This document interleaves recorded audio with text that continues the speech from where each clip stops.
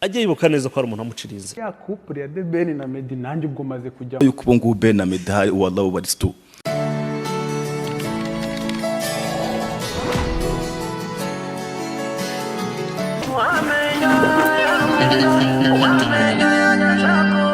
cyane rero inshuti z'agadasohoka za Grace TV, dukomeza kugenda tubagezaho ibintu byinshi bigiye bitandukanye biri trend hano mu iki gihugu, ariko yenda tureba ku mpande zombi hirya no hino showbiz cyangwa se inkuru runaka zidasanzwe kugira ngo tubikore kandi bigende neza. Rero hano kuri Grace TV uyu munsi tugiye kubakorera inkuru ijyanye n'umugabo bita Bruce Melody uri gukora ibintu bitangaje mu iki gihugu, ndetse akaba yarateje saga yagiye ivugwaho byinshi bigiye bitandukanye. Muri ibyo yagiye avuga hari audio yagiye hanze mugiye kumvaho gatoya. Iyo audio ikaba ariyo yateje impagarara mu iki gihugu, ituma abantu benshi bayivugaho menshi, ndetse banavuga ko yaba yatangiye kwihenura no kwirara kugira ngo atangire yemere ku bantu, batangire bumve ko yaba yarafashe urundi rwego. Sinzi neza nimba ari cyo yabikoreye cyangwa ari iyindi mpamvu runaka bimuteye, kabone ko nawe ubwe yivugiye yuko iyo audio yakozwe mu mwaka w'ibihumbi 2017. Muri uwo mwaka w'ibihumbi 2017 yavuze ko byagiye bijya hanze yari yabikoranye n'umuntu umwe bita Emmy, atashatse kuvuga ngo amenyekane. uwo Emmy wari we washyize iyo nkuru hanze, nawe ubwe ataramenya impamvu Emmy yashyize inkuru hanze mu mwaka wa 2021, kandi inkuru yarakozwe mu mwaka wa 2017.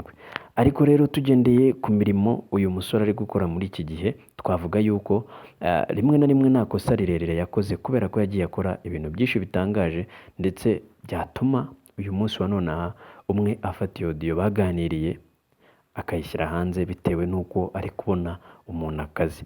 Nyuma rero yo kugenda akora ibyo bintu bitandukanye byagiye biteza ikibazo, turagaruka tureba uko yagiye akora imiziki ikurikiranye mu rwego rwo kugira ngo turebe nimba koko ibyo avuga cyangwa se ibyo abantu bari gupfa bari kuvuga yuko yaba yarasuzuguye umugabo bita Theben n'uwo bita Medy byaba bifite ishingiro.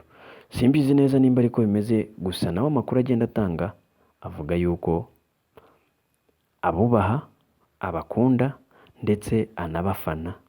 Rero ntago yaba yaravugiye imbere ya za kamera z'amateleviziyo runaka ngo ko yemera abantu ubundi agaruke abasebya.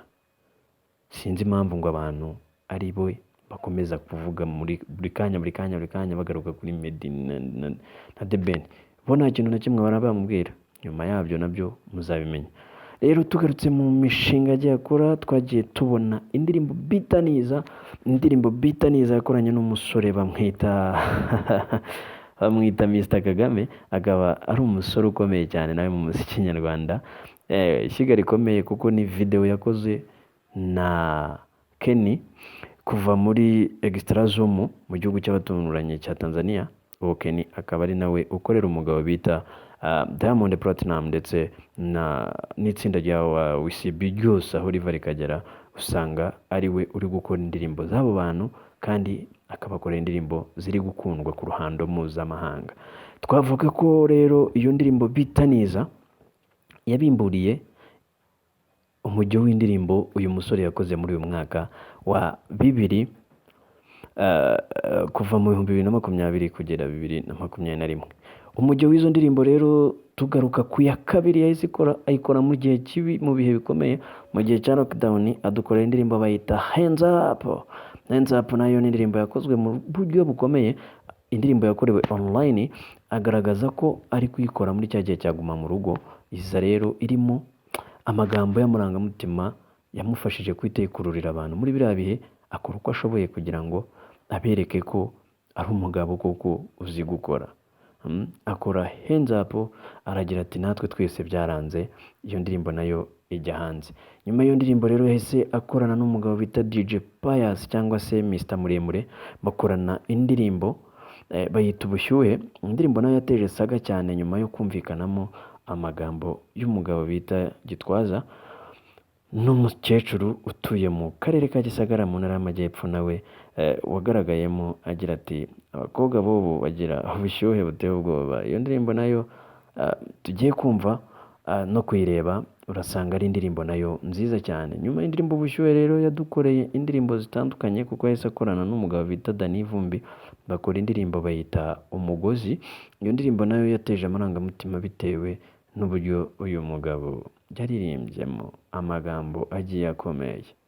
Si indirimbo rero Ubushyuhe cyangwa se Umugozi kuko yagaragaye no mu ndirimbo y'abasore cyangwa se y'umusore bita Bushari, iyo bita Ibere. Indirimbo yaririmbanye na Bushari ikaba yaratumye nabwo yigarurira n'abantu baririmba injyana ya trap. Trap abantu bose bahita biyumva muri iyo njyana bitewe n'uko uyu musore ari umuhanga mu kuririmba no mu kuba yakora ibintu byinshi bigiye bitandukanye kandi byagiye binagaragara koko abizi anabishoboye. Tujye tuvuga reka tunemere tunashime, nimba ari umuntu wo gushimwa tumushime, nimba ari umuntu wo kunengwa tumunenge. Ni umuntu wakoze cyane abanyarwanda barabizi. Nyuma y'Ibere rero si yo gusa yakoze kuko yahise akora izindi. Icyo gihe yahise akora indirimbo yita Samoya. Samoya iza no mu bihe bibi iteza impagarara muri iki gihugu kuko ni indirimbo yahise ijyana n'ibihe twari turimo byo gutaha mu rwego rwo kwirinda icyorezo cya coronavirus. Akora indirimbo ayita Samoya ariko iza mu bihe by'uko hari hariho n'umujya wo kuvuga ko bari kuririmba ibintu by'ibishegu ngo bari gushishikariza ngo kuyobya urubyiruko rw'u Rwanda mu kujya mu bintu by'ubusambanyi n'ibindi byinshi byagiye bihurira kuri iyo ndirimbo, byatumye rero itumbagira cyane, biha kwamamara, bituma uyu mugabo avugwa, bigenda bimuha amahirwe yo gukomeza kwigarurira isoko rya muzika hano mu Rwanda ndetse no hanze yaho kuko hari henshi tugenda tubona ko ibikorwa bye birimo bigenda bikora akazi binivugira. Si ibyo gusa rero kubera ko nyuma yaho yakoze indirimbo ayita Abu Dhabi, ikorerwa mu gihugu cy'abaturanyi cya Tanzania, nyine ikorwa na wa mugabo twavuze haruguru Kenny, ikorerwa muri Extra Zoom. Izana yari indirimbo nziza ivugisha abantu bitewe n'uburyo amashusho yayo afashwe n'imiririmbire y'icyongereza cyari kirimo, bituma uyu mugabo agenda nabwo yerekana ko akomeye cyane. Twaberekaho nko kuri Abu Dhabi ho gatoya kugira ngo uze kumenya Abu Dhabi ni iki. Abu Dhabi ni umurwa mukuru w'igihugu cyangwa se wa Leta Zunze Ubumwe z'Abarabu. Ku bantu bajyayo aho hantu barahazi, n'ahandi henshi hagiye hatandukanye yagiye avuga muri iyo ndirimbo ye Abu Dhabi. Nyuma y'indirimbo rero Abu Dhabi yadukoreye indi ndirimbo, abirangiza aribwo yahise adukubita indirimbo bita Ikinyafu. Indirimbo yaje igahitinga mu gitsina gore, mu gitsina gabo, mu rubyiruko, mu bakuze, bagenda bibwirana ati tuzakubitana ibinyafu kandi uburyo ugitangamo ni nabwo tugishakamo. Iyo ndirimbo bita Ikinyafu rero nayo yakomeje kuvugisha byinshi, bituma umugabo atumbagira, akomeza kugenda arushaho kumenyekana no kwigarura abantu nyine. Si iyo gusa kuko nizo yahereyeho zagiye zikurura imitima n'amarangamutima, afite uburyo aririmbamo ukumva ko ari umugabo nyine ufite amarangamutima.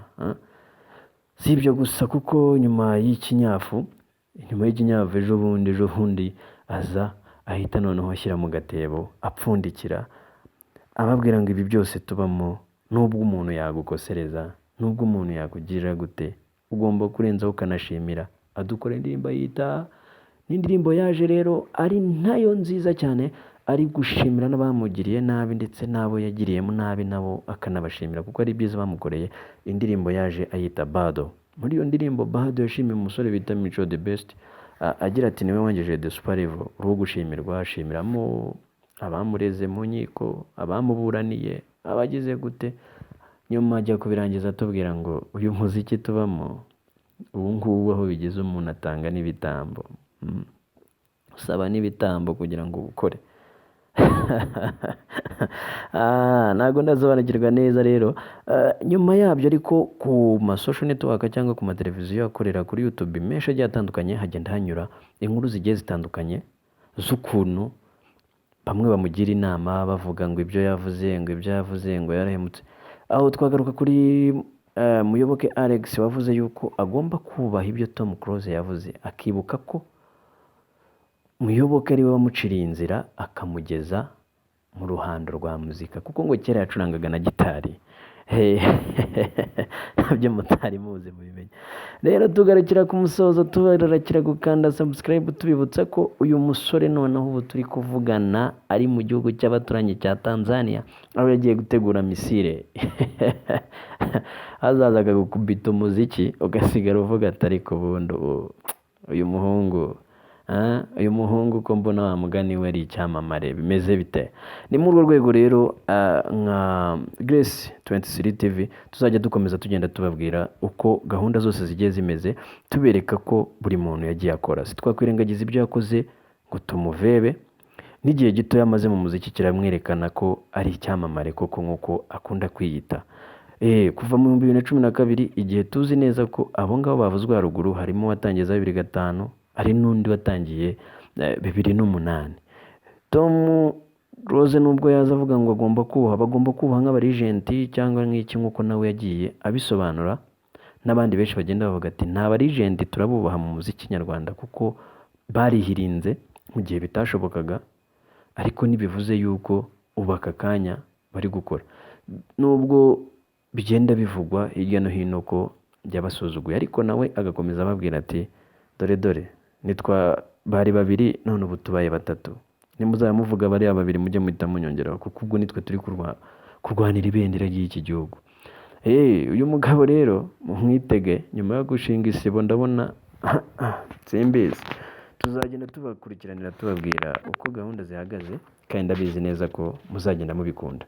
Yari Asumani Nyanza rero, tubasaba kandi gukomeza gukanda subscribe mukayikanda. Tugiye kubaha inkuru nyinshi kandi mu gihe gitoya. Murakoze cyane.